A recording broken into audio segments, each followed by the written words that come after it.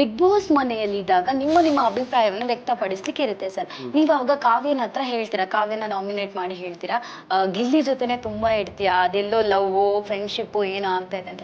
ಯಾಕೆ ಸರ್ ನಿಮ್ಗೆ ಹಂಗ ಅನ್ಸ್ತಲ್ಲಿ? ಇಲ್ಲ, ಅದೇನು ಅಂದ್ರೆ ಕಾವ್ಯನ ನಾನು ಯಾವಾಗೂ ತಂಗಿ ತಂಗಿ ಅಂತ ಕರೀತಾರೆ. ಕಾವ್ಯನ ನಾವು 3 ಜನ ಒಳ್ಳೆ ಫ್ರೆಂಡ್ಲಿ ಆಗಿದ್ದು. ನಾವು ಅಲ್ಲಿ ಏನೇ ಮಾಡಿದ್ರು ಒಂದು ತರಲೆ ತಮಾಷೆಗೆ ಇದ್ದಿತ್ತು. ನಮ್ಮಿಂದ ಯಾರಿಗೂ ಮನಸ್ತಾಪನೂ ಆಗಲಿ ಬೇಜಾರಾಗಲಿಲ್ಲ. ಬಟ್ ಇಲ್ಲಿ ನೋಡೋರಿಗೆ ಅದು ಬೇರೆ ತರ ಅನ್ಸ್ಬಿಟ್ಟೈತೆ. ಅದು ಸೊ ರಿಷಾ ಮೇಡಮ್ ಬಂದ್ಮೇಲೆ ಏನಾಗುತ್ತೆ ಅಂದ್ರೆ ಸ್ವಲ್ಪ ಜೋಶ್ ತುಂಬ್ತಾರೆ, ಲವರ್ ಬಾಯ್ ಹಾಕ್ತಾರೆ, 10-20 ವರ್ಷ ಕಡಿಮೆ ಆಗುತ್ತೆ, ಒಳ್ಳೆ ಮೋಜು ಮಸ್ತಿ ಮಾಡ್ಕೊಂಡು ಯಾಕೆಂದ್ರೆ ಆಟ ಹೋಗ್ತಾರೆ ಸುಮ್ಮನೆ.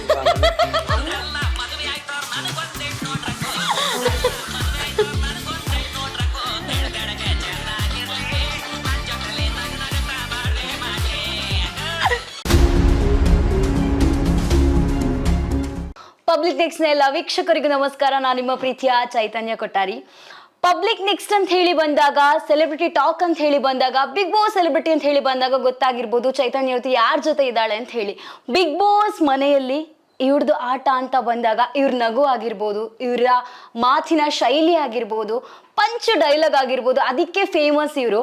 ಯಾರ ಜೊತೆ ಮಾತಾಡ್ತಿದ್ದಾಳೆ ಅಂತ ಹೇಳಿ ಗೊತ್ತಾಗಿರ್ಬೋದು. ನಾನು ಜಾಸ್ತಿ ಹೇಳಬೇಕು ಅಂತ ಇಲ್ಲ. ಚಂದ್ರಪ್ರಭು ಅವರು ಬಂದಿದ್ದಾರೆ, ಆದ್ರೂ ಮನೆಯಿಂದ ಏನೋ ತುಂಬಾ ಬೇಜಾರದಿಂದ ಬಂದಿದ್ದಾರೆ. ಆ ಬೇಜಾರ ಏನು ಅಂತ ಹೇಳಿ ಅವ್ರ ಹತ್ರ ಕೇಳಬೇಕು ಅಂತಿದ್ರೆ ನೀವು ಇಂಟರ್ವ್ಯೂ ನೋಡ್ಲೇಬೇಕು.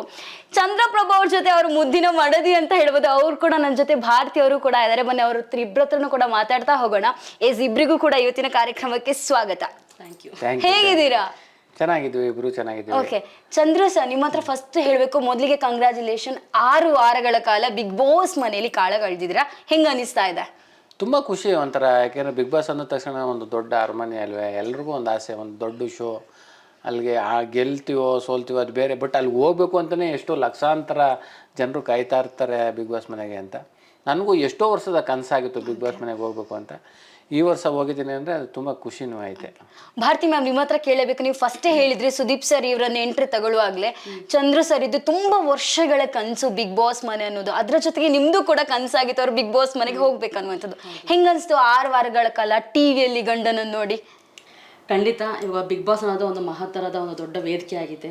ಆ ವೇದಿಕೆಯಲ್ಲಿ ಲಕ್ಷಾಂತರ ಜನದಲ್ಲಿ, ಅದನ್ನು ಕೋಟ್ಯಾಂತರ ಮಂದಿಗಳಲ್ಲಿ ಎಷ್ಟೋ ಜನಕ್ಕೆ ಅವಕಾಶಗಳನ್ನು ಅಂದರೆ ಕಾಯ್ತಾ ಇರ್ತಾರೆ. ಅಂಥ ಅವಕಾಶದಲ್ಲಿ ನಾನು ಒಂದ್ಸಲ ಹೇಳಿರ್ತೀನಿ ನನ್ನ ಗಂಡಂಗೆ, ಮದುವೆ ಆದ ವರ್ಷದಲ್ಲಿ ಫಸ್ಟ್ ಅವ್ರಿಗೆ ಎಲ್ಲರಿಗೂ ಆಸೆ ಇರುತ್ತಲ್ಲ, 11 ಹೋಗ್ಬೋದೇನೋ 10 ಹೋಗ್ಬೋದೇನೋ ಆಸೆ ಇರುತ್ತೆ. ನಾನು ಹೇಳ್ತೀನಿ ಸೀಸನ್ 12ಗೆ ನೀನು ಹೋಗಿ ಹೋಗ್ತೀನಿ ಅಂತ ಮಾತು ಸಹ ಅವ್ರಿಗೆ ಹೇಳಿರ್ತೀನಿ. ಬಟ್ ಅವ್ರಿಗೆ ನೆನಪಿದೆಯೋ ಗೊತ್ತಿಲ್ಲ. ಬಟ್ ಅವ್ರು ಸ್ವಲ್ಪ ಬಿಗ್ ಬಾಸ್ಗೆ ಹೋಗ್ತಾರೆ ಅಂತಂದಾಗ ಒಂದು ಒಡನಾಡದಲ್ಲಿ 2.5 ವರ್ಷಗಳ ಕಾಲ ಜೊತೆಗೆ ಇದ್ದಾಗ ಸ್ವಲ್ಪ ಮನಸ್ಸಿಗೆ ಬೇಸರ ಆಗುತ್ತೆ. ಆದರೂ ಅದನ್ನೆಲ್ಲ ನಾನು ಬದಿಗೊತ್ತಿ ಏನು ಮಾಡ್ತೀನಿ, ನಮ್ಮ ಕರ್ನಾಟಕ ಜನತೆ ಚಂದ್ರಪ್ರಭನ್ನ ಇಲ್ಲಿ ಮಟ್ಟಿಗೆ ಬೆಳೆಸಿ ಆರೈಸಿ ಎಲ್ಲ ಪೂರೈಸಿದ್ದಾರೆ. ಸೊ ಅವರ ಒಂದು ಆಸೆಯಾಗಿ ಚಂದ್ರಪ್ರಭನ ಬಿಗ್ ಬಾಸ್ ಮನೆಯಲ್ಲಿ ಅವರೆಲ್ಲ ಕಣ್ ತುಂಬಿಕೊಳ್ಳಿ ಅಂತ ಹೇಳಿ, ಅವರ ಮನೋರಂಜನೆನ ಇನ್ನೂ ಹೆಚ್ಚಿಗೆ ಬಿಗ್ ಬಾಸ್ ಮನೆಯಲ್ಲಿ ಕಾಣಲಿ ಅಂತ ಹೇಳಿ ನಾನು ಸೀಸನ್ 12 ಬಿಗ್ ಬಾಸ್ಗೆ ಹೋಗಿ ಅಂತ ಹೇಳಿ ಕಳಿಸ್ಕೊಟ್ರಿ. ಓಕೆ, 6 ವಾರಗಳ ಕಾಲ ಗಂಡನನ್ನು ತುಂಬಾ ಮಿಸ್ ಮಾಡ್ಕೊಂಡಿದ್ದಾರೆ ಭಾರತಿ ಅವರು. ಗಂಡನಿಗೋಸ್ಕರ ಒಂದು ಹಾಡು ಹಾಡಬೇಕು ಅಂತ ಹೇಳಿ ನಮ್ಮೆಲ್ಲರ ಕೂಡ ಆಸೆ. ಭಾರತಿ ಅವರು ಅಂತ ಹೇಳಿ ಬಂದಾಗ ಸೂಪರ್ ಆಗಿ ಹಾಡು ಹಾಡ್ತಾರೆ. ಸರ್, ಹಾಡು ನೀವು ಕೇಳಬೇಕಲ್ವಾ? ಯಾವ ರೀತಿ ಮಿಸ್ ಮಾಡ್ಕೊಂಡಿದ್ದೀರಾ ಅಂತ ಹೇಳಿ ಈ ಸಾಂಗ್ ಡೆಡಿಕೇಟ್ ಮಾಡ್ತಾರೆ ಅಂತಿದ್ರೆ. ಇಲ್ಲ, ಸುಮಾರು ಸಲ ಕೇಳಿದ್ದೀನಿ ಇಲ್ಲಿ ಎಲ್ಲ, ಯಾಕಂದ್ರೆ 2.5 ವರ್ಷದಿಂದ. ಮ್ಯಾಮ್, ಒಂದು ಹಾಡು ಬಿಡಿ ಅಲ್ವಾ? ಯಾವ ವಾಟ್ ಎವರ್, ಏನ್ ಮಿಸ್ ಮಾಡ್ಕೊಂಡ್ರಿ ಗಂಡನಿಂದ ಅಂತ? ಓಕೆ, ಇವಾಗ ಅಮೃತಧಾರೆ ಒಂದು ಮೂವಿ ಒಂದು ಸಾಂಗ್ ಬರುತ್ತೆ. ಹೇ ಪ್ರೀತಿ ಹುಡುಗ ಇಹಕೋ ಪರಕೋ ಸಾಂಗ್ ಬರ್ತಾರೆ. ಸಂಜು ಬೆಡ್ಗಿದಲ್ಲ. ಕಂಡಿಲ್ಲ ಯಾರು ಆ ದೇವರನ್ನು, ಇರಬಹುದು ಏನೋ ನಿನ್ನಂತೆ ಅವನು ಗೆಳೆಯ ಎಂದರೆ ಅದಕ್ಕೂ ಹತ್ತಿರ, ಇನಿಯ ಎಂದರೆ ಅದಕ್ಕೂ ಎತ್ತರ, ಒರಗಿಕೊಳ್ಳಲೇನು ನಿನ್ನ ಕರಗಳಲ್ಲಿ ನಾನು. ಸಾಂಗ್ ಚೆನ್ನಾಗಿ ಆಡಿದ್ರು, ನಂಗೆ ತುಂಬಾ ಖುಷಿ ಆಯ್ತು. ಈಗ ನಾನ್ ಆಡ್ದಾಗ್ಲಿ ಇವ್ರು ಖುಷಿ ಪಡ್ಬೇಕಲ್ಲ. ಎಕ್ಸಾಕ್ಟ್ಲಿ, ಹಾಡು ಆಡ್ಬೇಕು ಸರ್. ಹಂಗಾದ್ರೆ ಪ್ರತಿಯೊಬ್ಬರು ಖುಷಿ ಪಡ್ಬೇಕು. ನಾನು ಎಷ್ಟು ಖುಷಿ ಪಡ್ತೀನಿ, ನೀನು ಅಷ್ಟೇ ಪಡ್ಬೇಕು. ನೀವು ಅಷ್ಟೇ ಪಡ್ಬೇಕು ಸರ್. ಎಷ್ಟು ಮಿಸ್ ಮಾಡ್ಕೊಂಡಂತ ನಿಮ್ ಬಾಯಲ್ಲಿ ಒಂದು ಹಾಡು ಬರ್ಬೇಕು. ನಾನು ನನ್ನ ಹೆಂಡ್ತೀರು, ನಾನು ನನ್ನ ಡಾರ್ಲಿಂಗ್ಸ್, ಲಾಲಾ ತರಲ ನೀನು ಆಡ್ದಾಗ ನಾ ಖುಷಿ ಪಡ್ಬೋದು, ನಾನು ಆಡ್ದಾಗ ನೀನು ಆಡಂಗಿಲ್ವಾ? ಘಟಕ ಕುದುರೆ ಆ ಸಾಂಗ್ ನೋಡ್ಬೇಕು ಜರದಾರ್ ಪೀಡ ತಿಂತ ನೋಡಮ್ಮ ಏನ್ ಜುಗುಲ್ ಬಂದಿ ಮ್ಯಾಮ್ ನಿಮ್ದು. ಆಕ್ಚುಲಿ ನಮ್ಗೆ ನಾವು ಬಿಗ್ ಬಾಸ್ ಮನೇಲಿ ಇದ್ದಾಗ ಸರ್ ನೀವು ಅವ್ರನ್ನ ಮಿಸ್ ಇದ್ದೀರಾ ಅಂತ ಗೊತ್ತಿಲ್ಲ, ಬಟ್ ಪಾಪ ಇವರು ನಿಮ್ಗೆ ಬಂದು ಕ್ಲಾಸ್ ತಗೊಂಡೆಲ್ಲ ಹೋದ್ರು ಕೂಡ ಚೇಂಜ್ ಆಗಿಲ್ಲ ಚಂದ್ರಪ್ರಭಾ ಅವರಲ್ವಾ. ರಿಷಬ್ ಬಂದಿದ್ದು ಏನ್ ಲವ್, ಏನ್ ಸಾಂಗು, ನಿಮ್ಗೆ ಏನ್ ಅನ್ಸ್ತು ಅವಾಗ? ಲವ್ ಗಿವ್ ಆ ಥರ ಅಂತಲ್ಲ, ಯಾಕೆಂದ್ರೆ ಕೇಳ್ತಾರದು ಸುಮ್ಮನೆ ಇವಾಗ ಬಿಗ್ ಬಾಸ್ ಮನೇಲಿ ಸ್ಟಾರ್ಟಿಂಗ್ ಜಂಟಿ ಒಂಟಿ ಅಂತ ಕಳಿಸ್ತಾರೆ. ಸೊ ನನ್ನ ಗಂಡ ಈ ದಿನ ಎಂಟಿ ಜೊತೆಗೆ ನಾನು ಜಂಟಿಯಾಗಿ ಇದೆ, ನಾನು ಬಿಗ್ ಬಾಸ್ ಮನೆಯೊಳಗೆ ಒಂಟಿಯಾಗಿ ಹೋಗ್ಬೇಕು ಅಂತಾರೆ. ಆದ್ರೂ ಸುದೀಪ್ ಸರ್ ಬಿಡಲ್ಲ, ಇವ್ರನ್ನ ಮತ್ತೆ ಜಂಟಿಯಾಗಿ ಕಳಿಸ್ತಾರೆ. ಸೊ ಕೆಲವು ವಾರಗಳ ತನಕ ಅವ್ರು ಸ್ವಲ್ಪ ಸಮಾಧಾನವಾಗಿ ಮನೆ ವಾತಾವರಣ ಹೌದು ಇದೆಲ್ಲ ಅರ್ಥ ಮಾಡ್ಕೊಂತಾರೆ. ಯಾಕೆ ಚಂದ್ರಪ್ರಭಂದು ಸಿಗ್ನೇಚರ್ ಸ್ಟೆಪ್ ಕಾಣಿಸ್ತಿಲ್ಲ, ಜೋಕ್ ಕಾಣಿಸ್ತಿಲ್ಲ, ಜನಗಳದೆಲ್ಲ ಸ್ವಲ್ಪ ಕ್ಯೂರಿಯಾಸಿಟಿ ಆಗುತ್ತೆ. ಸೊ ರಿಷಾ ಮೇಡಮ್ ಬಂದ್ಮೇಲೆ ಏನಾಗುತ್ತೆ ಅಂದ್ರೆ ಸ್ವಲ್ಪ ಜೋಶ್ ತುಂಬ್ತಾರೆ, ಲವರ್ ಬಾಯ್ ಹಾಕ್ತಾರೆ, ಮತ್ತೆ ಒಂದು 20 ವರ್ಷ ಕಡಿಮೆ ಆಗುತ್ತೆ, ಒಳ್ಳೆ ಮೋಜು ಮಸ್ತಿ ಮಾಡ್ಕೊಂಡು ಚೆನ್ನಾಗಿ ಮಾಡ್ತಾರೆ.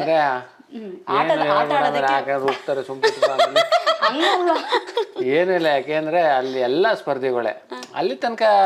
ಈಗ ರಿಷಾ ಅವ್ರು ಬಂದಾಗ ಸಣ್ಣ ಒಂದು 5-6 ಸಿನಿಮಾದಲ್ಲಿ ಅವರು ಮೇನ್ ಲೀಡ್ ಕ್ಯಾರೆಕ್ಟರ್ ಮಾಡಿರೋದ್ರಿಂದ ಅವರು ನಮ್ಮ ಮೈಸೂರಿನವರು, ನಾವು ಮೈಸೂರು ಮನೆ ಅಲ್ಲೇ ಜಾಸ್ತಿ ದಿನಗಳು ಕಳೆದಿರೋದ್ರಿಂದ ತುಂಬ ಬೇಗ ಕನೆಕ್ಟ್ ಆಯಿತು. ಅದೊಂದು ಒಳ್ಳೆ ಫ್ರೆಂಡ್ಶಿಪ್ ಆಗಿ ಒಂದಷ್ಟು ದಿನ ಮುಂದುವರಿಯುತ್ತೆ ಅಷ್ಟೇ. ಅದರಲ್ಲಿ ಜನಗಳು ಏನೋ ತುಂಬ ಅಪಾರ್ಥ ಮಾಡ್ಕೊಳ್ಳೋದಿಲ್ಲ, ಏನಿಲ್ಲ. ಅಂದರೆ ತುಂಬ ಕ್ಲೋಸ್ ಆಗಿದ್ದೀವಿ ಅಂದ ತಕ್ಷಣ ಅದು ಲವ್ ಅಂತಾನೆ ಅಲ್ಲ, ಒಂದೊಳ್ಳೆ ಫ್ರೆಂಡ್ಶಿಪ್ ಅಷ್ಟೇ. ನಮಗೆ ಚಂದ್ರಪ್ರಭಾ ಅವರು ಬಿಗ್ ಬಾಸ್ ಮನೆಗೆ ಹೋಗ್ತಾ ಇದ್ದಾರೆ ಅಂದ ತಕ್ಷಣ ಎಲ್ರಿಗೂ ಕೂಡ ಖುಷಿ. ಯಾಕಂತ ಹೇಳಿದ್ರೆ ಗಿಚ್ಚಿ ಗಿಲಿ ಅಂತ ಹೇಳಿ ಬಂದಾಗ ನಾವೆಲ್ಲರೂ ಕೂಡ ಕಾಯ್ತಾ ಇದ್ವಿ, ಚಂದ್ರಪ್ರಭಾ ಯಾವಾಗ ಬರ್ತಾರೆ ಅಂತ ಹೇಳಿ. ಸೀಸನ್ 8ರಿಂದ ನಿಮ್ಮ ಹೆಸರು ಶುರು ಆಗ್ತಾ ಇದೆ, ಚಂದ್ರಪ್ರಭಾ ಅವರು ಬಿಗ್ ಬಾಸ್ ಮನೆಗೆ ಹೋಗ್ತಾರೆ ಅಂತ ಹೇಳಿ. ಬಟ್ ನಮಗೆ 12ರಲ್ಲಿ ಬಿಗ್ ಬಾಸ್ ಮನೆಯಲ್ಲಿ ಚಂದ್ರಪ್ರಭಾ ಅವರನ್ನು ನೋಡ್ಲಿಕ್ಕೆ ಸಿಕ್ತು. ಯಾಕೆ ಸರ್ ಎಲ್ಲರೂ ಕೂಡ ಬಿಗ್ ಬಾಸ್ ಮನೆಯಿಂದ ಎಲಿಮಿನೇಟ್ ಆಯ್ತು ಅಂತ ಹೇಳಿ ಬಂದಾಗ ದುಃಖದಿಂದ ಬರ್ತಾರೆ, ಹೌದು. ಬಟ್ ನೀವೇನೋ ತುಂಬಾ ಬೇಜಾರವನ್ನು ವ್ಯಕ್ತಪಡಿಸಿ ಬಂದಾಗ ಅನಿಸ್ತು ನಮಗೆ ಇನ್ನಾಗೋದಿಲ್ಲ ನನಗೆ, ಊಸ್ರವಳ್ಳಿನೇ ಈ ಮನೆಯಿಂದ ಹೊರಗೆ ಬರ್ಲಿಕ್ಕೆ ಕಾರಣ ಆಯ್ತಾ ಅನ್ನುವಂಥ ಕೆಲವೊಂದು ಪ್ರಶ್ನೆಗಳು ಎಲ್ಲರ ಹತ್ರ ತಲೆಯಲ್ಲಿ ಓಡಾಡ್ತಾ ಇರೋದು. ಇಲ್ಲ, ಅದೊಂದು ಟಾಸ್ಕ್ ಅಷ್ಟೇ. ಊಸರವಳ್ಳಿ ಅದು ಇದು ಅಂತ ಒಂದಷ್ಟು ಬೋರ್ಡ್ ಇರುತ್ತೆ, ಒಬ್ಬೊಬ್ರಿಗೆ ಹಾಕೋದು ಅದೊಂದು ಗೇಮ್ ಅಷ್ಟೇ. ಅದು ಹಾಕಿದ್ರು ಅಂತ ಯಾವುದೇ ಬೇಜಾರಿಲ್ಲ, ಏನೂ ಇಲ್ಲ. ಯಾಕಂದರೆ ಧನು ನಾವು ಒಂದು ಒಳ್ಳೆ ಫ್ರೆಂಡು, ಯಾಕಂದರೆ ಅವರು ಕಲರ್ಸ್ ಕನ್ನಡದಲ್ಲಿ ಸೀರಿಯಲ್ ಮಾಡ್ತಾಯಿದ್ರು, ನಾವು ಗಿಚ್ಚಿಗಳಲ್ಲಿ ಮಾಡ್ತಾಯಿದ್ದೋ. ಅವರು ತುಂಬ 4-5 ವರ್ಷ ಮಾಡಿರೋದ್ರಿಂದ ಒಳ್ಳೆ ಕರ್ನಾಟಕದ ಜನಗಳ ಪ್ರೀತಿ ಗಳಿಸಿದ್ದಾರೆ. ನಾನು ಆಮೇಲೆ ಮನೆ ಒಳಗೆ ಯಾರ ಜೊತೆನೂ ದ್ವೇಷ ಈ ಥರದ್ದು ಜಗಳ ಈ ಥರದ್ದು ಆಡೇಲ್ಲ, ಎಲ್ಲರ ಜೊತೆ ಪ್ರೀತಿ ವಿಶ್ವಾಸದಿಂದನೇ ನಾನು ಇದ್ದಿತ್ತು. ಬಟ್ ನಾನು ಮನೆಯಿಂದ ಆಚೆ ಬರೋಕ್ಕೆ ತುಂಬ ಬೇರೆ ಒಂದು ಕಾರಣ ಅಷ್ಟೇ, ಅದರಿಂದ ನನಗೆ ಬೇಡ ಬಿಗ್ ಬಾಸ್ ಅಂತ. ಏನಾಯಿತು ಸರ್? ಅವಾಗ ಏನಾಯಿತು ಅಂದರೆ, ಅವತ್ತು ಸುದೀಪ್ ಸರ್ ಸ್ಟೇಜ್ ಮೇಲೆ ಕರೆದ್ರು. ಅವರು ಏನಕ್ಕೆ ಆಚೆ ಬಂದ್ರಿ ಅಂತ ಅಂದರು. ನಾನು ಅವ್ರಿಗೂ ಸುದೀಪ್ ಸರ್ಗೆ ಏನು ಹೇಳಿದೆ ಅಂದರೆ, ಸರ್ ನಾನು ಯಾರಿಗೂ ಹೇಳಲ್ಲ ಸರ್ ಹೀಗೆ ಅಂತ ಅಂದೆ. ಹೇಳಿದ್ರೆ ಏನಾದ್ರು ಯಾಕೆ ಬಂದ್ರು ನಮ್ಗೆ ಹೇಳಿರ್ತಾರೆ, ಬಟ್ ಅದು ಇನ್ನೊಂದಿನ ಅವ್ರು ಯಾವತ್ತಾದ್ರು ಪ್ರಸ್ತಾಪ ಮಾಡ್ತಾರೆ. ಅದರಿಂದ ಅದು ಬೇಡ, ಈಗ ಹೇಳೋದು ಬೇಡ ಅಂತಿದ್ದೀವಿ ಅಷ್ಟೇ. ಯಾವತ್ತಾರ ಒಂದಿನ ಒಳ್ಳೆ ವೇದಿಕೆ ಸಿಕ್ತಾಗ ಇದೇ ಥರ ನಿಮ್ಮ ಮಾತುಕತೆ ಏನಾಗಿರ್ಬೋದಲ್ಲಿ ಎಂತ ವಿಷಯ. ಯಾಕಂತ ಹೇಳಿದ್ರೆ ಯಾವುದೇ ಫೋನ್ ಕಾಲ್ ಇಲ್ಲ, ಯಾವುದೇ ಮೆಸೇಜ್ಗಳಿಲ್ಲ, ಮನೇಲಿ ಏನಾಗ್ತಾ ಇದೆ ಹೊರಗಡೆ ಏನಾಗ್ತಾ ಇದೆ ಅನ್ನುವಂಥ ವಿಷಯನೂ ನಿಮ್ಗೆ ಗೊತ್ತಾಗಲ್ಲ. ಆದ್ರೂ ಕೂಡ ನೀವು ಯಾವ ರೀತಿ ಡಿಸಿಷನ್ ತಗೊಂಡ್ರಿ ಅಂತ ಹೇಳಿ ಎಲ್ಲರೂ ಕೂಡ ಇವಾಗ ನೆಕ್ಸ್ಟ್ ಎಲ್ಲರೂ ಕೂಡ ಥಿಂಕಿಂಗ್ ಜಾಸ್ತಿ ಆಗುತ್ತೆ. ಹೆಲ್ತ್ ಪ್ರಾಬ್ಲಮ್ ಏನಾದ್ರು ಆಯ್ತಾ ಸರ್ ನಿಮ್ಗೆ? ಇಲ್ಲ, ಆರಾಮಾಗಿ ಚೆನ್ನಾಗಿದೆ. ನೀವಾಗ ಇಲ್ದಿರ ಇಲ್ಲ, ಚಂದ್ರಪ್ರಭಾ ಚೆನ್ನಾಗದೆ ಆರೋಗ್ಯವಾಗಿ ಅಂದರೆ. ಬಟ್ ಆರೋಗ್ಯ ಸಮಸ್ಯೆ ಅಂತಲ್ಲ, ಅದೇನೋ ನನಗೆ ಇಷ್ಟ ಆಗಲಿಲ್ಲ ಅಷ್ಟೇ, ಬೇಡ ಹೋಗೋಣ ಅನ್ಕೊಂಡೆ ನಾನೇ ಆಚೆ ಬಂದೆ. ಟಾಪ್ 5 ಹೆಸರು ಕೇಳ್ತಾ ಇದ್ದು ಚಂದ್ರಪ್ರಭಾ ಇಡ್ತಾರೆ ಅನ್ನುವಂಥದ್ದು. ಜನಗಳಿಗೆ ಎಲ್ಲಾದ್ರೂ ನೋವು ಉಂಟು ಮಾಡಿದ್ರ ನೀವು ಮನೆಯಿಂದ ಹೊರಗೆ ಬಂದು ಅನ್ನುವಂಥದ್ದು? ಅಲ್ಲ, ಖಂಡಿತ. ಯಾಕೆಂದರೆ ನನ್ನ ಪ್ರೀತಿ ಮಾಡೋವಂಥ, ಯಾಕೆಂದರೆ ಗಿಚ್ಚಿಗಿಲಿನಲ್ಲಿ ವಿನ್ನರ್ ಆಗಿದೆ ಒಂದಷ್ಟು ವರ್ಷ, ಕಾಮಿಡಿ ರಿಯಾಲಿಟಿ ಶೋನಲ್ಲಿ ಮಾಡಿರೋದ್ರಿಂದ ಎಷ್ಟೋ ಜನ ನನ್ನ ತುಂಬ ಹತ್ತಿರದಿಂದ ಪ್ರೀತಿ ಮಾಡೋವಂಥ ಜನಗಳು ಇದ್ದಾರೆ. ಅವ್ರಿಗೆಲ್ಲ ನಿರಾಸೆ ಆಗಿರ್ಬೋದು ಅಂತ ಅನ್ಕೋತೀನಿ. ಬಟ್ ಅದೇನೋ ಗೊತ್ತಿಲ್ಲ, ನನಗೆ ಈ ಶೋ ನನಗೆ ಬೇಡ, ಬಿಗ್ ಬಾಸ್ ಬೇಡ ಅಂತ ಅನ್ನಿಸ್ತು. ಅದರಿಂದ ನನಗೆ ಯಾರಿಗೂ ಹೇಳೂ ಇಲ್ಲ, ಏನೂ ಇಲ್ಲ, ನನ್ನ ಪಾಡಿಗೆ ನಾನು ಆಚೆ ಬರೋಕ್ಕೇನು ಮಾಡಿದೆ. ಅದು ಓಡಿ ಹೋಗಿರೋದಲ್ವಾ, ಕಳ್ಸಿರೋದು ಅಲ್ವಾ? ಅದ್ಯಾಕೆ ಹೋಗಿದ್ದು ನೀವು ಸೀದಾ? ಕಳ್ಸಿರೋದಲ್ಲ, ನಾನೇ ಓದಿತ್ತು. ಅದೇ ಯಾಕೆ, ಅದೇ ಕೇಳಿದ್ರಿ. ನೀವು ಓಡಿ ಹೋದಾಗ ಓಡಿದ್ರಿ, ಎಲ್ಲರೂ ಮನೆಯವ್ರು ಏನಾಯ್ತು ಅಂತ ಹೇಳಿ ಟೆನ್ಷನ್ ಅಲ್ಲಿ. ಅದನ್ನೇ ಅಷ್ಟು ಏನೋ ಒಂದು ಬೇಜಾರ ಆಗಿತ್ತು ನನಗೆ. ಒಂದು 4-5 ದಿನದಿಂದ ಹೋಗ್ಬೇಕು ಅನ್ನೋದೇ ನನ್ನ ಮನಸ್ಸಿನಲ್ಲಿ ಇತ್ತು. ಅದರಿಂದ ಯಾರಿಗೂ ನಾನು ಹೇಳೂ ಇಲ್ಲ, ಡೈರೆಕ್ಟಾಗಿ ಆಚೆ ಬಂದೆ. ಎತ್ಕೊಂಡು ಬಂದಿರೋದೆ.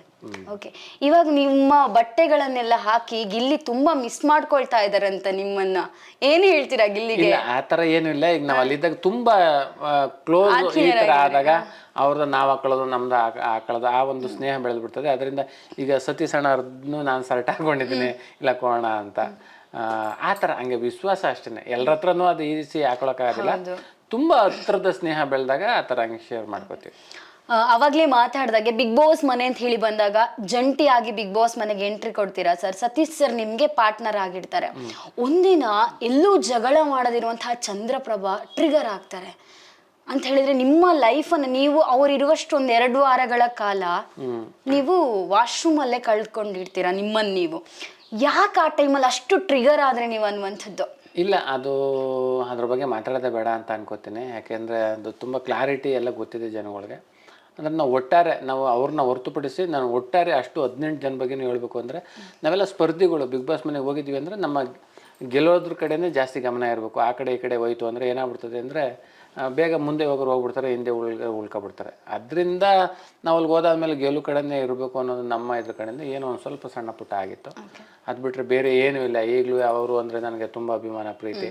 ನನ್ನ ಜೊತೆ ತುಂಬ ಚೆನ್ನಾಗಿದ್ರು ಸತೀಶ್ ಅಣ್ಣರು.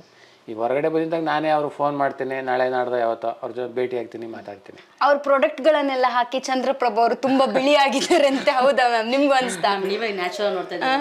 ವಿತೌಟ್ ಮೇಕಪ್ ನನ್ನ ಗಂಡ ಚೆನ್ನಾಗಿದ್ದಾರಲ್ವಾ? Natural beauty. Okay, Bigg Boss ಮೊನ್ನೆಯಿಂದ ನಿಮ್ಗೆ ಹೇಳಿ ಹೇಳಿ ಸಾಕಾಗಿರ್ಬೋದು. ಬಿಗ್ ಬಾಸ್ ಮನೇಲಿ ಆಟ ಆಗಿರ್ಬೋದು, ಏನಾಯ್ತು, ತಿನ್ನೋದು ವಿಷಯ ಗಲಾಟೆ ಆಗಿರ್ಬೋದು, ಪ್ರತಿಯೊಂದು ನಾವು ಸ್ವಲ್ಪ ಬೇರೆ ರೀತಿ ಮಾತಾಡೋಣ ಆಯ್ತಾ? ಬಿಗ್ ಬಾಸ್ ಮನೆಯಲ್ಲಿ ಕೆಲವೊಂದು ಫನ್ನಿ ಮೂಮೆಂಟ್ಗಳನ್ನೆಲ್ಲ ನೆನಪು ಮಾಡ್ಕೊಳ್ಳೋಣ ನಾವು. ಮನೆಯಿಂದ ಊಟ ಬರೋದಿರುತ್ತೆ ಅಲ್ವಾ, ನಿಮ್ಗೆ ನುಗ್ಗೆಕಾಯಿ ಊಟನೇ ಬರುತ್ತೆ. ಯಾಕೆ ಮ್ಯಾಮ್ ನುಗ್ಗೆಕಾಯಿ ಊಟನೇ ಮಾಡಿ ಕಳ್ಸಿದ್ರಿ ಅವರಿಗೆ? ಮ್ಯಾಮ್, ಇವಾಗ ಎಲ್ಲರಿಗೂ ಒಂದು ಫೇವ್ರೇಟ್ ಅನ್ನೋದು ಇರುತ್ತೆ ಫುಡ್ಡಲ್ಲಿ. ಇವಾಗ ನಿಮ್ಮ ಮಂಗ್ಳೂರ್ ಸೈಡ್ ಫೇವ್ರೇಟ್ ಅಂದರೆ ಫಿಶ್. ಸೊ ನಮ್ಮ ಮನೆಯವ್ರಿಗೆ ಫೇವ್ರೇಟ್ ಅಂದರೆ ನುಗ್ಗೆಕಾಯಿ, ಮೊಳಕೆ ಕಾಳು. ಸೊ ಅದನ್ನು ಫೇವ್ರೇಟ್ ಆಗಿತ್ತು, ಹಬ್ಬದ ದಿನ ಮಾಡ್ಕೊಟ್ಟು ಕಳಿಸ್ದೆ. ಬಟ್ ಅದನ್ನ ಈ ಥರ ಆಗುತ್ತೆ ಅಂತ ಗೊತ್ತಿರಲಿಲ್ಲ. ನುಗ್ಗೆಕಾಯಿ ಮಹಿಮೇನೆ ಅವ್ರನ್ನ ಹೊರಗೆ ಬರುವಾಗ ಮಾಡ್ತಾ ಅಂತ ಹೇಳಿ ಕೆಲವೊಂದು ವಿಚಾರಗಳು ಸೋಷಿಯಲ್ ಮೀಡಿಯಾದಲ್ಲಿ ಹರಿದಾಡ್ತಾ ಇರೋದು. ಇದಕ್ಕೇನು ಹೇಳ್ತೀರಾ ನೀವು? ಅಂದರೆ ಆ ಥರ ಏನಿಲ್ಲ ಮೇಡಮ್. ಅದು ಒಂದು ಅಂದರೆ ನಾನು ಮನೇಲಿ ಒಂದು ಹಬ್ಬದ ಅಡುಗೆ ಮಾಡಬೇಕು. ಆ್ಯಕ್ಚುಲಿ ಸ್ವೀಟ್ಸ್ ಎಲ್ಲ ಮಾಡಿರ್ತೀನಿ. ನುಗ್ಗೆಕಾಯಿನ ಸ್ವಲ್ಪ ಜಾಸ್ತಿ ಮಾಡಿಕೊಟ್ಟಿರ್ತೀನಿ ಅಷ್ಟೇ. ನುಗ್ಗೆಕಾಯಿ ಜಾಸ್ತಿ ತಂದಿದ್ದೆ, ಇಬ್ಬರೇ ಇದ್ದಾಗ ತೊಗೊತೀವಲ್ಲ ಅಂದ್ಬಿಟ್ಟು ಹೆಂಗೋ ಚೆನ್ನಾಗಿ ಅಲ್ಲಿ ಊಟ ಗೀಟ ತಿಂದಿರ್ತಾರೋ ಏನೋ ಅಂದ್ಬಿಟ್ಟು ಸ್ವಲ್ಪ ಜಾಸ್ತಿ ಮಾಡಿ ಕೊಟ್ಟಿದ್ದೀನಿ ಅಷ್ಟೇ. ಅದು ಯಾರಿಗೂ ಕೊಟ್ಟೇ ಇಲ್ಲ ಅಂತ, ಒಬ್ಬರೇ ತಿಂದ್ರಂತೆ. ಇಲ್ಲ ಅಂದರೆ ಇಲ್ಲ, ಒಂದು ನುಗ್ಗೆಕಾಯಿ ಕೊಡ್ನಿಲ್ಲ ಅಷ್ಟೇ, ಬೇರೆದೆಲ್ಲ ಕೊಟ್ಟೆ ಅಷ್ಟೇ. ಅದ್ರದ್ದಂತ ಏನಿಲ್ಲ. ಅದೇನೋ ಒಟ್ಟು ಚಿಕ್ಕ ವಯಸ್ಸಿಂದನೂ ನನಗೆ ಈಗ ನುಗ್ಗೆ ಸೊಪ್ಪು ಹಾಕ್ಬಿಟ್ಟು ಒಂದು ಒಳ್ಳೆ ಸಾಂಬಾರು ಮಾಡೋರು, ಮೊಟ್ಟೆ ಉರಿತಾಯಿದ್ರು. ಈಗ ನುಗ್ಗೆಕಾಯಿನಲ್ಲಿ ಒಳ್ಳೆ ಸಾಂಬಾರು ಪಲ್ಯ, ಅದೇನು ಇವ್ರ ಮದುವೆ ಆದಮೇಲೆ ಅಂತಲ್ಲ, ಚಿಕ್ಕ ವಯಸ್ಸಿಂದನೂ ಅದು ಇತ್ತು ನನಗೆ. ಆಮೇಲೆ ನನಗೆ ತುಂಬ ಇಷ್ಟ ಅಂತ ಮಾಡಿಕೊಟ್ಟಿದ್ರು. ಅದು ಬಿಟ್ಟರೆ ಬೇರೆ ಏನೂ ಇಲ್ಲ. ಬಿಗ್ ಬಾಸ್ ಮನೆಯಲ್ಲಿ ಚಂದ್ರಪ್ರಭಾ ಅವರು ತುಂಬಾ ಜಾಸ್ತಿ ಕನೆಕ್ಟ್ ಆಗಿದ್ದು ರಕ್ಷಿತಾನ್ ಜೊತೆ. ಯಾಕಂತ ಹೇಳಿದ್ರೆ ಅವಳು ನಿಮ್ಮನ್ನು ಚಂದ್ರಣ್ಣ ಅಂತ ಹೇಳಿ ಬಂದಾಗ ಕೂಡ ಯಾರಿಗೂ ಕೂಡ ಹಗ್ ಮಾಡದೆ ಬಂದಿದ್ರು ಕೂಡ ರಕ್ಷಿತನ್ಗೊಂದು ಹಗ್ ಕೊಟ್ಟು ಬಂದಿರ್ತೀರಾ. ಸೊ ಏನ್ ಹೇಳ್ತೀರಾ ರಕ್ಷಿತಾ ಬಗ್ಗೆ? ಹೌದು, ಯಾಕಂದರೆ ಎಲ್ಲರೂ ಗಿಲ್ಲಿ ಅಂತೂ ಇಲ್ಲೂ ತುಂಬ ಆತ್ಮೀಯ ಗೆಳೆಯ ನನಗೆ, ಅಲ್ಲೋದಾಗ ಇನ್ನೂ ಆತ್ಮೀಯ ಗೆಳೆಯ. ಅಲ್ಲಿದ್ದರೆ ಎಲ್ಲರೂ ನನ್ನ ಭಾಳ ಅಣ್ಣ ಅಂತಲೇ ಪ್ರೀತಿ ಮಾಡ್ತಾಯಿದ್ರು. ನಾನು ಎಲ್ಲರೂ ಅಪಿ ಅಂತಲೇ ಮಾತಾಡಿಸ್ತಾ ಇದ್ದೆ. ರಕ್ಷಿತಾ ನನಗೆ ತುಂಬ ಕನೆಕ್ಟ್ ಆಗಿ ಏನು ಕಾರಣ ಅಂದರೆ ಅವರು ಜಾಸ್ತಿ ದಿನ ಮಲ್ಲವನ ಜೊತೆನೇ ಕಳೆದಿದ್ರು. ಮಲ್ಲವ ಸ್ವಂತ ಮಗಳ ಥರನೇ ಚೆನ್ನಾಗಿ ನೋಡ್ಕೊತಾಯಿದ್ರು. ಸ್ನಾನ ಮಾಡಿಸೋದು, ಊಟ ಮಾಡಿಸೋದು, ತಿಂಡಿ ಮಾಡಿಸೋದು, ಇನ್ನೊಂದೆಲ್ಲ ಜೊತೆಯಲ್ಲೇ. ಮಲ್ಲವ ಹೋದ್ಮೇಲೆ ಒಂದು ಸ್ವಲ್ಪ ಕುಗ್ಬಿಟ್ಟಿದ್ರು. ಮಲ್ಲವ ಇದ್ದಾಗಲೂ ನನ್ನ ಜೊತೆ ತುಂಬ ಚೆನ್ನಾಗಿದ್ರು. ಮಲ್ಲವ ಹೋದ್ಮೇಲೆ 1 ವಾರದಲ್ಲಿ ನನ್ನ ಅಂತ ಹೇಳ್ತಾ ಇಲ್ಲ, ಅವಾಗಲೂ ತುಂಬ ಚೆನ್ನಾಗಿದ್ರು. ಮಲ್ಲವ ಹೋದ್ಮೇಲೆ ಜಾಸ್ತಿ ನನ್ನ ಅವರ ಸಂಬಂಧ ಜಾಸ್ತಿ ಆಯಿತು. ಏನಕ್ಕೆ ಅಂದರೆ ಈಗ ನಮಗಾದರೂ ವಾರಕ್ಕೊಂದ್ಸಲ ನಮ್ಮ ಕುಟುಂಬದವರು ಅಥವಾ ಯಾರೋ ಬಂದು ಬಟ್ಟೆ ಕೊಟ್ಟೋಗೋದು, ಇನ್ನೊಂದು ಯೋಗಕ್ಷೇಮ ವಿಚಾರಿಸ್ಕೋದು, ಹಿಂಗೆ ಮಾಡ್ತಾಯಿದ್ರು. ಅವ್ರ ತಂದೆ ತಾಯಿ ಒಂದು ಸ್ವಲ್ಪ ದೂರದಲ್ಲಿ ಇರೋದ್ರಿಂದ ಇಲ್ಲಿ ತನಕ ಯಾರು ಬಂದು ಹೋಗೋದು ಈ ಥರ ಏನೂ ಇಲ್ಲ. ರಕ್ಷಿತಾ ಒಬ್ಬರೇ ಬರುವಾಗ ಒಂದಷ್ಟು ಬಟ್ಟೆ ತಂದು ಹಾಕೊಳ್ಳೋದು, ಅದೇ ಬಟ್ಟೆ ಹೊಣ್ಸಾಕೋದು, ಈ ಥರ ಎಲ್ಲ ನೋಡಿದಾಗ ನಮಗೆ ಮದುವೆಯಲ್ಲಿ ಯಾವುದೋ ಒಂದು ವಾಯ್ಸ್ ಬರೋದು. ಈಗ ಇವ್ರದ್ದು ಯಾವುದೋ ಒಂದು ವೀಡಿಯೋ ಕಾಲ್ ಒಂದು ನೆಂಟಿದ್ದು ನನಗೆ ಹಿಂಗೆ ಬರೋದು, ಬೇರೆಯವ್ರಿಗೆ ಅಟ್ಲೀಸ್ಟ್ ಮನೆಯವ್ರ ಕಡೆಯಿಂದ ಒಂದು ಫೋನ್ ಮಾಡಿಸೋದು, ಈ ಥರ ಟಾಸ್ಕ್ ಎಲ್ಲ ಇತ್ತಲ್ಲ ಅವಾಗ. ಪಾಪ ರಕ್ಷಿತನಿಗೆ ಆ ಥರದ್ದು ಏನೂ ಇರ್ತಿರಲಿಲ್ಲ. ಅದರಿಂದ ಎಷ್ಟೋ ಸಲ ಹೇಳ್ಕೊಳ್ಳೋದು, ಅಮ್ಮನ ನೆನಪಾಗ್ತಾವ್ರೆ ಮತ್ತು ಮಲ್ಲವ ನೆನಪಾಗ್ತಾರೆ ಅಂತ ಹೇಳೋರು. ಆದ್ರೆ ಅವ್ರು ಸ್ಟ್ರಾಂಗ್ ಆಗಿ ಯಾರ ಹತ್ರ ನಿಮ್ಮ ಹತ್ರನೇ ಎಲ್ಲ ಹೇಳ್ಕೊಳ್ತಿದ್ದು. ಧ್ರುವ್ ನೆಕ್ಸ್ಟ್ ಅವ್ರು ಯಾವ್ದಕ್ಕೂ ರಿಯಾಕ್ಟ್ ಮಾಡಲ್ಲ ಅಂತ ಬಂದಾಗ ಅವಳಿಗಿದ್ದು ಚಂದ್ರಣ್ಣ ಮಾತ್ರ. ನಿನ್ನೆ ಆಕ್ಚುಲಿ ನೀವು ನಿನ್ನೆ ಎಪಿಸೋಡ್ ನೋಡಿದೀರಾ ಅಂತ ಗೊತ್ತಿಲ್ಲ, ಹೇಳ್ತಾ ಇದ್ರು ಏನು ಅಂತ ಹೇಳಿದ್ರೆ ರಘು ಅವ್ರ ಹತ್ರ ನಾನು ತುಂಬಾ ಕ್ಲೋಸ್ ಇದ್ದಿದ್ದು ಮೊದ್ಲು ಅಜ್ಜಿ ಜೊತೆ, ಅಜ್ಜಿನೂ ಹೋದ್ರು, ನೆಕ್ಸ್ಟ್ ಕ್ಲೋಸ್ ಇದ್ದಿದ್ದು ಚಂದ್ರಣ್ಣ ಹೇಳ್ದೇನೆ ಹೋದ್ರು ನನ್ನ ಹತ್ರ ಅಂತ. ಅದಕ್ಕೆ ಗಿಲ್ಲಿ ಏನಂದಿರ್ಬೋದು, ಏನಂತೀರಾ ನೀವು? ಗೊತ್ತಿಲ್ಲ ಏನ್ ಹೇಳೋರು ಅಂತ. ಗಿಲ್ಲಿ ಅಂದಿರೋದು ನೆಕ್ಸ್ಟ್ ಅಶ್ವಿನಿ ಮ್ಯಾಮ್ ಜೊತೆ ಆಗಿರೋ ಅಶ್ವಿನಿ ಮ್ಯಾಮ್ ಹೋಗ್ಲಿ ಅಂತ. ಇಲ್ಲ ಆ ಥರ ಏನೂ ಇಲ್ಲ. ಬಟ್ ನಾನಂತೂ ನನ್ನ ಯಾರು ಕಳಿಸಿಲ್ಲ, ನಾನೇ ಆಚೆ ಬಂದೆ. ಬಟ್ ನನಗೆ ಅದಕ್ಕೇನೆ ರಕ್ಷಿತಾ ಅಂದರೆ ತುಂಬ ಇಷ್ಟ. ಯಾಕೆಂದರೆ ಎಷ್ಟೋ ಜನ ರೇಗ್ಸರು ಏನಪ್ಪ ಅಪ್ಪ ಮಗಳು ಅನ್ನೋ ಥರದಲ್ಲಿ ಅಷ್ಟು ಚೆನ್ನಾಗಿತ್ತು. ನಾನು ಯಾರಿಗೂ ಹೇಳ್ದಂಗೆ ಬರ್ಬೇಕಾದ್ರೆ ರಕ್ಷಿತನ ನಂದು ಕೈನ ತಬ್ಬಿ ಇಟ್ಕೊಬಿಟ್ಲು, ಅಟ್ಲೀಸ್ಟ್ ಮಾತಾಡ್ಬಿಟ್ಟು ಹೋಗಿ ಅಂತ. ನನಗೆ ಯಾರ ಜೊತೆ ಮಾತಾಡಿಲ್ಲ, ಸುಮ್ಮನೆ ಹಿಂಗೆ ತಲೆ ಸಾರಿ ಒಂದು ಹಗ್ ಮಾಡಿಬಿಟ್ಟೆ ಹಾಗೆ ಬಂದ್ಬಿಟ್ಟೆ. ಬಿಗ್ ಬಾಸ್ ಮನೆಯಲ್ಲಿ ನಾವು ಚಂದ್ರಪ್ರಭಾ ಅವ್ರನ್ನ ನಾನು ಆಗ್ಲೇ ಹೇಳಿದಾಗೆ ತುಂಬ ನಾವು ಎಕ್ಸ್ಪೆಕ್ಟ್ ಮಾಡಿದ್ದು ಕಾಮಿಡಿ ಅವರಿಂದ ಏನಾದರೂ ಕಾಮಿಡಿ ಬರುತ್ತಾ ಅಂತ. ಯಾಕಂತ ಹೇಳಿದ್ರೆ ಗಿಚ್ಚಿಗಿಲ್ಗಿಲ್ಲ ನಾನು ಅವಾಗಲೇ ಹೇಳಿದಾಗೆ ಚಂದ್ರಪ್ರಭಾ ಅವ್ರು ಬರಬೇಕು, ಅವ್ರು ಕಾಮಿಡಿಗೆ ವೆಯ್ಟ್ ಮಾಡ್ತಾ ಇದ್ರಿ. ಎಲ್ಲೋ ಸ್ವಲ್ಪ ನೀವು ಫಸ್ಟಿಂದಲೇ ಕುಗ್ಗು ಹೋಗಿದ್ರ ಸರ್, ಕಾಮಿಡಿ ಬೇಡ ಅಲ್ಲ ಜಂಟಿ ಆಗಿರೋದೇ ನಿಮಗೆ ಮುಳ್ಳ ಆಯ್ತಾ ಅನ್ನುವಂಥದ್ದು? ಇಲ್ಲ ಹಾಗೇನಿಲ್ಲ. ಈಗ ಇದು ಕಾಮಿಡಿ ಶೋನೇ ಬೇರೆ, ಆ ಶೋನೇ ಬೇರೆ. ಯಾಕೆಂದರೆ ಅಲ್ಲೆಲ್ಲ 24 hours ಕಾಮಿಡಿ ಮಾಡ್ತಾ ಇರೋಕ್ಕಾಗೋದಿಲ್ಲ. ನಾವೆಂಥ ಹಾಸ್ಯ ಕಲಾವಿದ್ರೆ ಆದ್ರೂ ನಾವು ಏನೋ ಒಂದು ಸ್ಕ್ರಿಪ್ಟ್ ಅಂತ ಕೊಡ್ತಾರೆ 30 ನಿಮಿಷದ್ದು ಏನೋ, ಆ ಟೈಮ್ನಲ್ಲಿ ಅದಕ್ಕೆ ಏನು ಬೇಕು ವೇಷಭೂಷಣ ಇದೆಲ್ಲ ಹಾಕೋತೀವಿ, ಸಿದ್ಧರಾಗ್ತೀವಿ. ಅದಷ್ಟೇ ನಿಮಿಷ ಸ್ಟೇಜ್ ಮೇಲೆ ಪಾತ್ರ ಮಾಡ್ತೀವಿ. ಅದಾದಮೇಲೆ ಆಚೆ ಬಂದ ತಕ್ಷಣ ನಾವಾಗೇ ಇರ್ತೀವಿ. ಹಂಗೆ ಬಿಗ್ ಬಾಸ್ ಅನ್ನೋ ವೇದಿಕೆನ ಏನು ಅಂದರೆ ನಾವಾಗಿರುವಂಥದ್ದೇ ಒಂದು ವ್ಯಕ್ತಿತ್ವದ ಆಟ. ಅದರಿಂದ ಅಲ್ಲಿ ಏನಾಗಿದೆ, ಒಬ್ಬ ಹಾಸ್ಯ ಕಲಾವಿದನಾಗಿರಲಿಲ್ಲ, ಒಬ್ಬ ಚಂದ್ರಪ್ರಭನಾಗಿ ಇದ್ದೆ ಅಷ್ಟೇ. 6 ವಾರಗಳ ಕಾಲ ನಿಮ್ಮ ಮುದ್ದಿನ ಪತಿರಾಯನನ್ನು ಬಿಗ್ ಬಾಸ್ ಮನೆಯಲ್ಲಿ ನೋಡಿದೀರ ಭಾರತೀಯವರಲ್ವಾ? ನೀವು ಇನ್ನೂ ಚೆನ್ನಾಗಿ ಆಡ್ಬೋದಿತ್ತು, ಈ ಒಂದು ಪಾಯಿಂಟಲ್ಲಿ ಇವ್ರು ಮಿಸ್ ಮಾಡ್ಕೊಂಡ್ರು ಅಂತ ಹೇಳಿ ನಿಮ್ಗೆ ಅನ್ಸಿದ್ದಿದ್ಯಾ? ಬಿಗ್ ಬಾಸ್ ಮನೆಗೆ ಹೋಗ್ತಾರೆ, ಸೊ ಹೋದಾಗಿಂದನೂ ಅವ್ರು ಗೇಮ್ ಸ್ಟಾರ್ಟ್ ಮಾಡಿದ್ದಾರೆ. ಬಟ್ ಅದು ಜನಗಳಿಗೆ ಬರಲ್ಲ. ಒಂದು ಹೆಂಡತಿಯಾಗಿ ನಾನು ನೋಡಿರೋ ಪ್ರಕಾರ ಸೊ ಆ ಮನೇಲಿ ಹೇಗಿರಬೇಕು, ಯಾವ ಥರ ಒಂದು ಜನಗಳದ್ದು ಎಲ್ಲರ ಹತ್ರನೂ ಸ್ಪಂದಿಸ್ಬೇಕು, ಎಲ್ಲರ ಜೊತೆನೂ ಅವ್ರು ಮಿಂಗಲ್ ಆಗೋದನ್ನ ನೋಡ್ತೀನಲ್ಲ. ಬಟ್ ಇದ್ರಲ್ಲಿ ಮಿಸ್ ಆಯಿತು. ಹಾಗೆ ಫಿಸಿಕಲ್ ಟಾಸ್ಕಲ್ಲೂ ಚೆನ್ನಾಗಿ ಆಡಿರ್ತಾರೆ, ಮಾತುಕತೆಗಳು ಎಲ್ಲರ ಹತ್ರ ಚೆನ್ನಾಗಿ ಕೂತ್ಕೊತಾರೆ, ಮತ್ತು ಹೊರಡೆ ಸ್ಪೆಂಡ್ ಮಾಡೋದ್ರಲ್ಲೂ ಚೆನ್ನಾಗಿರುತ್ತೆ. ಅಕ್ಕ ತಂಗಿ ಅಣ್ಣ ತಮ್ಮನ ಭಾವನೆಗಳಲ್ಲಿ ಎಲ್ಲರ ಹತ್ರ ಶೇರ್ ಮಾಡ್ಕೊಂಡು ಚೆನ್ನಾಗಿರ್ತಾರೆ. ಆ ಥರ ಅಲ್ಲಿ ಯಾವುದೇ ಥರ ಒಂದು ಡಿಫಾಲ್ಟ್ಸ್ ಹೇಳೋ ಥರ ಯಾವುದೂ ಇಲ್ಲ. ಇನ್ನೊಂದು ಎಲ್ಲರ ಒಂದು ಮೆಚ್ಚುಗೆಗೆ ಪಾತ್ರರಾಗಿದ್ದಾರೆ ಅಂತ ಹೇಳ್ಬೋದು. ಯಾರು ಕೂಡ ಮನೆಯಿಂದ ಹೊರಗೆ ಬಂದ ತಕ್ಷಣ ಬೇಜಾರು ಮಾಡ್ಕೊಂಡಿದ್ದು ಹೊರತು ಚಂದ್ರಣ್ಣ ಹೋಗಿದ್ದು ಒಳ್ಳೇದಾಯ್ತು ಅಂತ ಹೇಳಿ ಯಾರೂ ಹೇಳಿಲ್ಲ. ಯಾಕಂತ ಹೇಳಿದ್ರೆ ಪ್ರತಿಯೊಬ್ಬರ ನೋವಿಗೂ ಕೂಡ ಸ್ಪಂದಿಸ್ತಾ ಇದ್ರು, ಏನಾಯ್ತು ಅನ್ನುವಂಥದ್ದು ಕೇಳ್ತಾ ಇದ್ರು. ಸೊ ನಮಗೂ ಕೂಡ ಚಂದ್ರ ಅವರು ಅಂತ ಹೇಳಿದ್ರೆ ಹೀಗೆ, ಚಂದ್ರಪ್ರಭಾ ಕಾಮಿಡಿ ಮಾತ್ರ ಅಲ್ಲ, ಅವ್ರ ಮನ್ಸಲ್ಲೊಂದು ಅವ್ರದ್ರಲ್ಲೊಂದು ಮುಗ್ಧ ಮಗು ಇದೆ ಅಂತ ಹೇಳಿ ನಮ್ಗೆ ಅರ್ಥ ಆಯ್ತು. ಸೊ ನೀವು ತುಂಬಾ ಎಮೋಷನಲ್ ಆಗ್ತಿರಂತೆ ಪ್ರತಿಯೊಂದು ವಿಷಯಕ್ಕೆ, ಹೌದಾ? ಇಲ್ಲ, ಕೆಲವೊಂದು ವಿಚಾರದಲ್ಲಿ ಅಷ್ಟೇ. ಯಾಕೆಂದರೆ ಒಂದು ಅಪ್ಪ ಅಮ್ಮ ಅಂದಾಗ ತುಂಬ ಎಮೋಷನಲ್ ಆಗ್ತೀನಿ. ಅದೇನೋ ಗೊತ್ತಿಲ್ಲ, ನಮ್ಮ ತಂದೆ ತೀರೋಗಿ 12 ವರ್ಷ ಆಯಿತು. ಅವಾಗಿಂದ ಅಪ್ಪ ಅಂತ ಅಂದ ತಕ್ಷಣ ಒಂದು ಏನೋ ಎಮೋಷನಲ್ ಕನೆಕ್ಟ್ ಆಗ್ತೀನಿ. ಅದು ಬಿಟ್ಟರೆ ಬೇರೆ ಏನೂ ಇಲ್ಲ. ಬಿಗ್ ಬಾಸ್ ಮನೆದು ಪ್ರೋಮೋ ಆಗಿರ್ಬೋದು, ಪ್ರತಿಯೊಂದು ಕಟ್ ವಿಡಿಯೋಸ್ಗಳನ್ನೆಲ್ಲ ನೀವು ಕೂಡ ಇನ್ಸ್ಟಾಗ್ರಾಮಲ್ಲಿ ನೋಡಿರ್ಬೋದು. ನಮಗೆ ಬೆಳಿಗ್ಗೆ ಎದ್ದ ತಕ್ಷಣ ಕಾಣೋದು ರಕ್ಷಿತಾ ಮತ್ತೆ ಇವ್ರದ್ದು ಡಾನ್ಸ್. ಏನ್ ಡಾನ್ಸ್, ಏನ್ ಎನರ್ಜಿ, ಅದು ಬೆಳಿಗ್ಗೆ ಎಲ್ಲಿಂದ ಬರ್ತಿತ್ತು ನಿಮ್ಗೆ ಇಬ್ರಿಗ ಎನರ್ಜಿ ಅನ್ನುವಂಥದ್ದು? ರಕ್ಷಿತಾ ನಮ್ದ? ರಕ್ಷಿತಾ ಮತ್ತೆ ನಿಮ್ದು? ರಕ್ಷಿತಾ ಅಂದ್ರೆ ಅವಳು ಎನರ್ಜಿ ಕುಣಿತಾ ಇದ್ದಿದ್ದು, ಅವಳ ಜೊತೆ ಏನೋ ಕುಣಿಬೇಕು ಅಂತ ಆಸೆ. ಓಕೆ, ಬಿಗ್ ಬಾಸ್ ಮನೆಯಿಂದ ಬಂದ್ರೆ ಆ ವೇಕಪ್ ಸಾಂಗ್ ಮಿಸ್ ಮಾಡ್ಕೊಂಡ್ರ ನೀವು? ಖಂಡಿತ. ಬಿಗ್ ಬಾಸ್ ಮನೆಯಿಂದ ಬಂದಾದ್ಮೇಲೆ ಇವತ್ತಿಂದ ಹಾಕಿ ಆಯ್ತಾ? ಇಲ್ಲ, ಅವ್ರು ಬಂದು ಮಾಡೋ ದಿನ ಜೊತೆಲಿ ಇರ್ಬೇಕಾದ್ರೆ ಅನ್ನಿಸ್ತು, ಎಲ್ಲಿ ಡ್ಯಾನ್ಸ್ಗೆ ಸ್ಟಾರ್ಟ್ ಮಾಡ್ಬಿಡ್ತಾರೋ, ಸಾಂಗ್ ಬರ್ದಿದ್ದಕ್ಕೆ ಇನ್ನು ಮಲ್ಕೊಂಡಿದ್ದಾರೆ ಅನ್ಸುತ್ತೆ ಅಂತ ಫೀಲ್ ಆಯ್ತು. ಅದು ಏನೇನೋ ಅನ್ಕೊಂಡೆ, ಬಟ್ ಇವಾಗ ನೀವೇ ಪ್ರಸ್ತಾಪ ಮಾಡಿದ್ರಿ. ಬಿಗ್ ಬಾಸ್ ಮನೆ ಅನ್ನುವಂಥದ್ದು 6 ವಾರಗಳ ಜರ್ನಿ ಅನ್ನುವಂಥದ್ದು ಒಂದು ಬ್ಯೂಟಿಫುಲ್ ಆಗಿರುವಂತಹ ಜರ್ನಿ ಅಂತ ಅನ್ಸ್ಬೋದು. ನಿಮ್ಗೆ ಆ ಒಂದು ಜರ್ನಿಗಳಲ್ಲಿ ಇಟ್ಸ್ ಅ ಬೆಸ್ಟ್ ಮೂಮೆಂಟ್ ನನ್ನ ಲೈಫಲ್ಲಿ ನಿಂತಿದ್ರೆ ಯಾವ್ದು ಸರ್ ಬಿಗ್ ಬಾಸ್ ಮನೆಯಲ್ಲಿ? ಬಿಗ್ ಬಾಸ್ ಮನೆ ಒಳಗೆ ನನಗೆ ಇಲ್ಲ, ಅಲ್ಲಿ ಅಷ್ಟು 6 ವಾರಗಳ ಇದ್ದೆ ಅಂದರೆ ಅಷ್ಟು ದಿನ ನನಗೆ ಒಂದು ಮೆಮೊರಿನೇ ನಿಜವಾಗ್ಲೂ ಯಾವ ಕ್ಷಣನೂ ನಾನು ಮರೆಯೋದಿಲ್ಲ. ಯಾಕೆಂದರೆ ಪ್ರತಿಯೊಂದು ನನಗೆ ನೆನಪಾಗ್ತೈತೆ. ಬೆಳಿಗ್ಗೆ ಹೇಳ್ಬೇಕಾದ್ರೆ ಒಂದು ಸಾಂಗ್ ಮಿಸ್ ಮಾಡ್ಕೋತೀನಿ, ಬಿಗ್ ಬಾಸ್ ಧ್ವನಿನ ಮಿಸ್ ಮಾಡ್ಕೋತೀನಿ, ಆಮೇಲೆ ಆ ಮೈಕ್ನ ಮಿಸ್ ಮಾಡ್ಕೋತೀನಿ, ಎಲ್ಲ ಪ್ರತಿಯೊಂದು ಕ್ಷಣನೂ ನಾನು ಮಿಸ್ ಮಾಡ್ಕೋತೀನಿ ಬಿಗ್ ಬಾಸ್ನ. ನಾನು ಬಿಗ್ ಬಾಸ್ ಮನೆಗೆ ಹೋಗೋದಕ್ಕಿಂತ ಮುಂಚೆ ನೀವು ಹೇಳಿದಾಗೆ ನೀವು ಮತ್ತು ಗಿಲ್ಲಿ ತುಂಬಾನೇ ಒಳ್ಳೆ ಫ್ರೆಂಡ್ಸ್ ಆಗಿದ್ರಿ. ಆದ್ರೆ ನಾವು ನೋಡಿದ ಪ್ರಕಾರ ಜಾಸ್ತಿಯಾಗಿ ಗಿಲ್ಲಿ ಕಾಮಿಡಿ ಅಂತ ಹೇಳಿ ತುಂಬಾ ಜನರಿಗೆ ಬೇಜಾರ್ ಮಾಡ್ತಾ ಇದ್ದಾರೆ. ಸೊ ಎಲ್ಲೋ ಒಂದು ವ್ಯಕ್ತಿತ್ವ ಒಂದು ಚೇಂಜ್ ಮಾಡ್ಕೋಬೇಕು ಅನ್ನುವಂಥ ವಿಚಾರಗಳಲ್ಲಿ ನೀವು ಅದೇ ವಾದ ವಿವಾದ ಒಂದು ಮಾಡುವಾಗ ಅದೇ ವಾದ ಮಾಡ್ಬೇಕಾದ್ರೆ ಹೈವೇ ರೋಡು ರನ್ನಿಂಗು ಇದು ಎಲ್ಲ ಮಾಡ್ತೀವಲ್ಲ ಅದೊಂದು. ಅದು ಬಿಟ್ಟರೆ ಮಸಿ ಬೆಳೆಯೋದು 2 ಟೈಮಲ್ಲಿ ಇದಾಗಿರೋದು. ಏನಕ್ಕೆ ಅದನ್ನು ಒಬ್ಬ ಫ್ರೆಂಡ್ಲಿ ಆಗಿ ನಾನು ಅವನಿಗೆ ಸುಮಾರು ಸಲ ಹೇಳಿದ್ದೀನಿ ಅಂತಂದರೆ ಗಿಲ್ಲಿಗೆ ಸುಮಾರು ಸಲ ಇವರು ಅಶ್ವಿನಿ ಮೇಡಮ್ ಅವ್ರಿಗೂ ಗಿಲ್ಲಿಗೂ ಒಂದು ಸ್ವಲ್ಪ ಮನಸ್ತಾಪ ಆಗಿದೆ, ಧ್ರುವಂತ್ಗೂ ಗಿಲ್ಲಿಗೂ ಮನಸ್ತಾಪ ಆಗಿದೆ, ಮತ್ತು ರಘುವರ್ಗೂ ಅವ್ರಿಗೂ ಮನಸ್ತಾಪ ಆಗಿದೆ. ಏಕೆಂದರೆ ಇವ್ರು ತಮಾಷೆ ಮಾಡುವಾಗ ಏನೋ ಒಂದು ಸ್ವಲ್ಪ ನನ್ನ ಕೀಳಾಗಿ ಮತ್ತು ಬೇಜಾರಾಗೋ ಥರದ್ದು ನೀನು ಕಾಮಿಡಿ ಮಾಡ್ತಾಯಿದ್ದೀಯ ಅನ್ನೋ ವಿಚಾರಕ್ಕೆ ತುಂಬ ವಾದ ವಿವಾದಗಳಾಗಿದೆ. ಆ ಒಂದು ವಿಚಾರದಲ್ಲಿ ಗಿಲ್ಲಿ, ಯಾಕೆಂದರೆ ನೀನು ತುಂಬ ಜನಗಳು ಕನೆಕ್ಟ್ ಮಾಡಿದ್ಯಾ, ಎಷ್ಟೋ ಜನ ರಂಜಿಸ್ತಿದೆಯಾ, ಅದು ಮಾಡು, ಬಟ್ ಅವ್ರಿಗೆ ಹರ್ಟ್ ಆಗಿದೆ ಅಂದರೆ ಹರ್ಟ್ ಆಗೋ ಥರದ ಮಾಡಬೇಡ ಅಂತ ಗಿಲ್ಲಿ ನಾನು ಇದ್ದಾಗ ಸುಮಾರು ಸಲ ಗಿಲ್ಲಿಗೆ ನಾನು ಹೇಳಿದ್ದೀನಿ. ನೀವು ಹೇಳಿರೋದೆಲ್ಲ ಕೇಳ್ತಾ ಇದ್ರ ಗಿಲ್ಲಿ? ನಮ್ಗೆಲ್ಲೂ ಅನ್ಸ್ಲಿಲ್ಲಪ್ಪ ಯಾರು ಕೇಳಿದಾರೆ. ಅವನು ನಾನೇ ಇದ್ದಾಗ ಮಲ್ಕೊಳ್ಳೋ ಟೈಮಲ್ಲಿ ಹೇಳಿದಾಗ ಆಯಿತು போಣ ಅಂತ ಅಂದವನೇ. ಅದು ಬಿಟ್ರೆ ಅವನಿಗೆ ಏನಾದರೂ ರೇಗಿಸಿದ್ರೆ ಪುನಃ ಒಂದಿನ 2 ದಿನ ಎಲ್ಲ ಬರೀ ಅವ್ರ ಬಗ್ಗೆ ಹಿಡ್ಕೊಂಡೆ ಕಾಮಿಡಿ ಮಾಡೋದು, ಕಾಲು ಎಳೆದು ಈ ಥರ ಮಾಡ್ತಾ ಇದ್ದೆ. ಓಕೆ, ಬಿಗ್ ಬಾಸ್ ಮನೆಯಲ್ಲಿ ಈ ಒಂದು ಮೂಮೆಂಟ್ ನಾನೆಲ್ಲೋ ಎಡವಿದೆ ಅಂತ ಹೇಳಿ ಅನ್ಸಿದ್ದಿದ್ದ ನಿಮ್ಗೆ? ನನಗೆಲ್ಲೂ ಎಡವಿನಿ ಅಂತ ಅನಿಸ್ತಾನೆ ಇಲ್ಲ, ನನಗೆ ಸಾಕು ಅಂತ ಅನ್ನಿಸ್ತು, ಬಂದೆ ಅಷ್ಟೇ. ಒಂದು ಉತ್ತಮ ಬರ್ತದೆ ನನಗೆ, ಉತ್ತಮ ಬಂದ ತಕ್ಷಣ ಏನಾಯ್ತು, ಆ ಉತ್ತಮ ಬಂದೈತೆ. ಬಿಗ್ ಬಾಸ್ ಮನೆಗೆ ಹೋದ ತಕ್ಷಣ ಎಲ್ರಿಗೂ ಒಂದಿರುತ್ತೆ, ಉತ್ತಮ ಬರಬೇಕು, ಕಳಪೆ ಅಂತೂ ಸಿಗ್ಬಾರ್ದು, ಜೈಲುವಾಸ ಅಂತ ಹೇಳಿ. ನಿಮ್ಗೆ ಉತ್ತಮ ಸಿಗುತ್ತೆ, ಇನ್ನೂ 1 ವಾರ ಇರ್ತಿದ್ರೆ ನೆಕ್ಸ್ಟ್ ಕ್ಯಾಪ್ಟನು ಆಗ್ತಾ ಇದ್ರು ಅಂತ ಹೇಳಿ ನಮ್ಮೆಲ್ಲ ಅಭಿಪ್ರಾಯ. ಉತ್ತಮ ಸಿಕ್ಕಿದ್ದೀನಿ ಅಂದ್ರೆ ಈ ವಾರ ಫುಲ್ ಸೇಫ್ ಅಂತ ಅರ್ಥ. ಬಟ್ ಉತ್ತಮ ಬತ್ತಲ್ಲ, ಇಲ್ಲ ಈಗ ಉತ್ತಮ ಬಂದಿದೆ, ನಾನು ಹೆಂಗೋ ಹೋಗ್ಬೇಕು ಅಂತ ಅನ್ಕೊಂಡಿದ್ದೆ.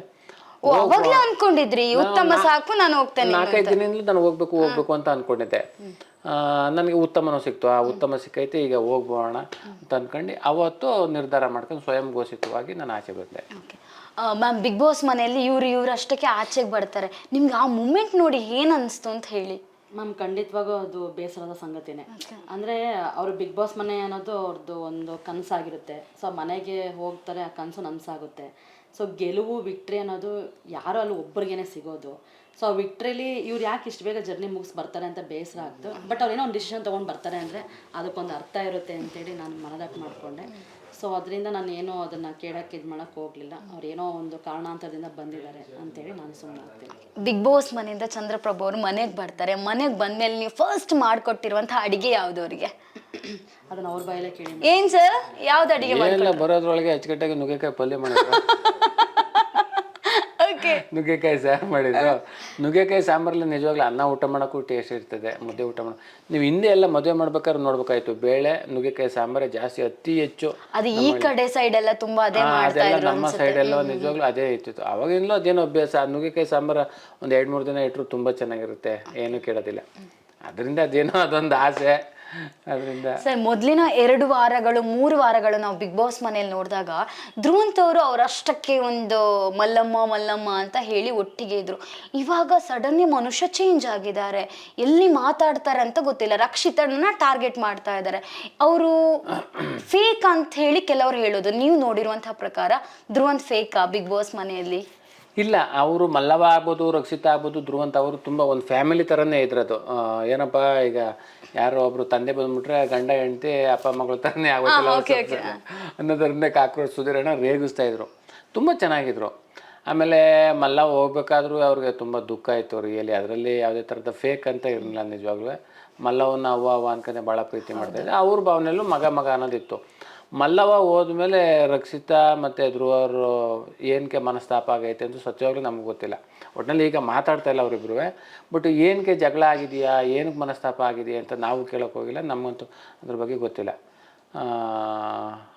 ಗೊತ್ತಿಲ್ಲ. ಅಂದಮೇಲೆ ಏನೇನೋ ಹೇಳೋಕ್ಕೆ ಹೋಗೋದು ತಪ್ಪು ಅಂತ ಅನ್ನಿಸ್ತದೆ. ಬಿಗ್ ಬಾಸ್ ಮನೆಯಲ್ಲಿ ಇದ್ದಾಗ ನಿಮ್ಮ ಅಭಿಪ್ರಾಯವನ್ನು ವ್ಯಕ್ತಪಡಿಸ್ಲಿಕ್ಕೆ ಇರುತ್ತೆ ಸರ್. ನೀವು ಅವಾಗ ಕಾವ್ಯನ ಹತ್ರ ಹೇಳ್ತೀರಾ, ಕಾವ್ಯನ ನಾಮಿನೇಟ್ ಮಾಡಿ ಹೇಳ್ತೀರಾ, ಗಿಲ್ಲಿ ಜೊತೆನೆ ತುಂಬಾ ಇಡ್ತೀಯಾ, ಅದೆಲ್ಲೋ ಲವ್ ಫ್ರೆಂಡ್ಶಿಪ್ಪು ಏನೋ ಆಗ್ತಾ ಇದೆ ಅಂತ ಹೇಳಿ. ಯಾಕೆ ಸರ್ ನಿಮ್ಗೆ ಹಂಗ ಅನ್ಸ್ತಾ? ಇಲ್ಲ, ಅದೇನು ಅಂದರೆ ಕಾವ್ಯನ ನಾನು ಯಾವಾಗಲೂ ತಂಗಿ ಅಂತ ಕರಿತೀನಿ. ಗಿಲ್ಲಿನೂ ಒಳ್ಳೆ ಬೆಸ್ಟ್ ಫ್ರೆಂಡು, ಕಾವ್ಯನ ನಾವು 3 ಜನ ಒಳ್ಳೆ ಫ್ರೆಂಡ್ಲಿ ಆಗಿದ್ದೋ. ನಾವು ಅಲ್ಲಿ ಏನೇ ಮಾಡಿದ್ರು ಒಂದು ತರಲೆ ತಮಾಷೆಗೆ ಇದ್ದಿತ್ತು, ನಮ್ಮಿಂದ ಯಾರಿಗೂ ಮನಸ್ತಾಪನೂ ಆಗಿಲ್ಲ, ಬೇಜಾರಾಗಿಲ್ಲ. ಬಟ್ ಇಲ್ಲಿ ನೋಡೋರಿಗೆ ಅದು ಬೇರೆ ಥರ ಅನಿಸ್ಬಿಟ್ಟೈತೆ ಅದರಿಂದ. ಬಟ್ ನಮ್ಮಲ್ಲಿ ಯಾವುದೇ ಮನಸ್ತಾಪ ಏನಂದ್ರೆ ಏನೂ ಇಲ್ಲ, ನಾವು ಚೆನ್ನಾಗಿದ್ದೀವಿ. ಅವರಿಬ್ಬರು ಅಷ್ಟೇ ಒಳ್ಳೆ ಸ್ನೇಹಿತರು, ಅಷ್ಟೇ ಫ್ರೆಂಡು.